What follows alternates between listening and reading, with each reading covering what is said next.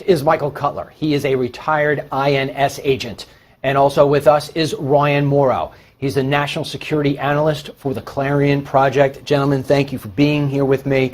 You know, I just read a whole thing about how it is that America is so different than it used to be. And it concerns me that the number one thing in my mind is that we no longer follow our laws. And what is a nation without laws, right? The biggest law that we're overlooking are our immigration laws. Michael, I start with you.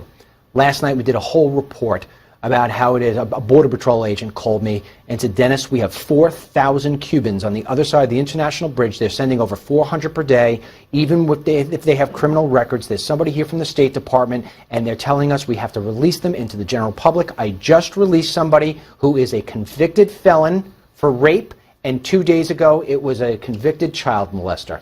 Michael, what is happening to this country? You know, I wrote an article. I write for these different organizations, capsweb.org, Front Page Magazine, and I wrote an article about collateral damage.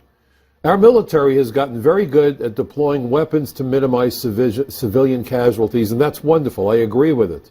But why don't our leaders, and especially this administration, care? Why don't they give a rat's tail about the safety of Americans in their own country?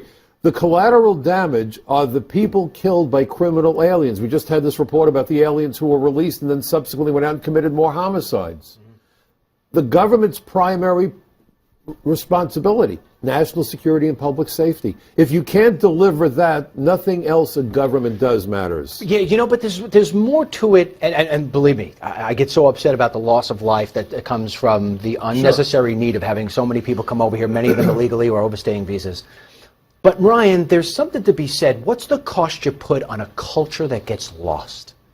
Well, what happens is that you get higher rates of crime and higher rates of Islamic extremism, which you're obviously seeing so much in Europe right now. One of the stories that hasn't gotten a lot of play, it was the fact that the European press was reporting that when the one suspect was arrested in Brussels, you didn't have people cheering in the streets saying, oh, you got an ISIS terrorist, thank God for you. They started getting bottles thrown at them, at the cops, and so there were clashes. And so and those are people that may not support ISIS, but there's this tribal mindset that if you come in and law enforcement goes after one of the members of our community, well, then we hate you. You don't belong here. And that mindset has got to go. And by the way, in regards to what your source reported, it's definitely credible, because I remember years ago reading about how there were human smuggling rings bringing people across the Mexican border using Cuban papers. Yeah, I mean, and you know that once you get the once you get the papers, you're released on your own recognizance. You're allowed to stay.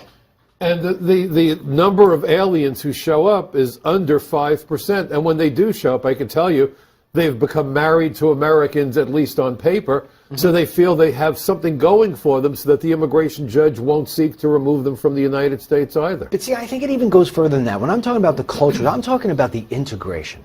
You know, it used to be that the immigrants would come over here, and it was this feeling of that, you know, they wanted to be American. They came over with a little flag, waving the flag, whatever it may be, and they tried to learn America. Now it's almost like America is trying to adapt, so this way, oh, you want to be in a Muslim community? Okay, you want to be in this community? But we are. Look what we're doing. Dial 2 for English. Dial 1 for what? Right. Pretty soon it'll be dial 3 for Chinese. Look, when you come to, I mean, thank God the Brits don't insist on driving on the wrong side of the road. Imagine the chaos that would cause. I'm only saying it tongue-in-cheek partially. Right. But the old expression, when you go to Rome, do as the Romans do. But understand that what's happened now is the U.S. Chamber of Commerce and those people with an agenda to flood America with cheap labor, with consumers that'll buy the garbage they're cranking out. Right. Greenspan testified about, you know, lowering wages through competition with foreign workers. So we have people driven by greed, campaign contributions a little more than bribes, and the politicians are delivering on what's expected. And I get that, and I'm trying to get something out of you guys I'm not getting out of you. Go ahead. So let me say this. There is a definite cost to the loss of life. There is a cost to having to pay for refugees. There is a cost, a dollar amount for the American worker who loses a job. Right. I'm talking about the cost that doesn't wind up on a spreadsheet.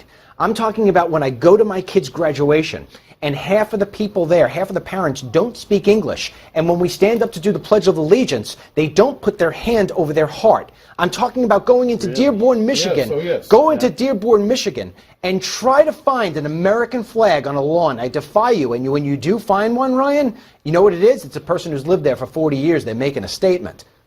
Sure. Well, first of all, I'm shocked that you see it at the baseball games. That's blowing my mind right now. Yeah. Because I don't go to baseball games, so I don't see it. You need to see They Come to America 3. It's my kids' graduation, and we had obviously we have the recorder there recording because my kid, and they're doing the pledge, and I'm looking around, I'm saying, oh my God, half of these people don't have their hand over their heart. At least fake it, and I catch it. It's at the end of my movie. That's shocking, but just real quick, what you're pointing to something very, very important, because sometimes people that say, okay, I admit this is an issue, but okay, the way we solve it is by making sure that they have more money, more jobs, more education. But when you look in Europe, particularly when it comes to the issue of terrorism, the people that join terrorist groups are more likely to come from the middle class, the upper middle class, to be educated. So that's not the factor here. No, and one of the concerns I have, we only have a minute left, in fact, less than a minute left. One of the concerns I have, I remember back at the Paris attacks that somebody had said, was that you could take a look at the middle class and the higher level of the ones that are going over, but also what happens is they start to recruit these kids who have nothing to do with themselves every day. They don't have a job. They're looking to aspire to be something. And they say, hey, listen, we'll pay you to join ISIS. You'll be part of our family. We'll love you. And they're very vulnerable. The drug cartels also, for all the talk about gun violence, most of the drug cartels operating in the country send their people along with the drugs. They don't just mail the drugs here. If you want to go after the violence, go after the gangs, go after the narcotics, and we're not. I only got, again, 20 seconds. You've been around a lot longer than you, but still. The gray hair to prove it. Yeah, you got the gray hair to prove it. Is this the worst you've ever seen in America? Absolutely. What about yourself, Ryan? I think so, yeah. Yeah. I mean, I could tell you it's the worst in my lifetime. Final point, if there's time for it. You get one opportunity for first impression. Our immigration laws are the first laws that foreigners seeking to come to America encounter. We've convinced them that not only don't we care about our laws, we will reward you for violating them. That's a hell of a message. I don't even need to say anything. We'll be back.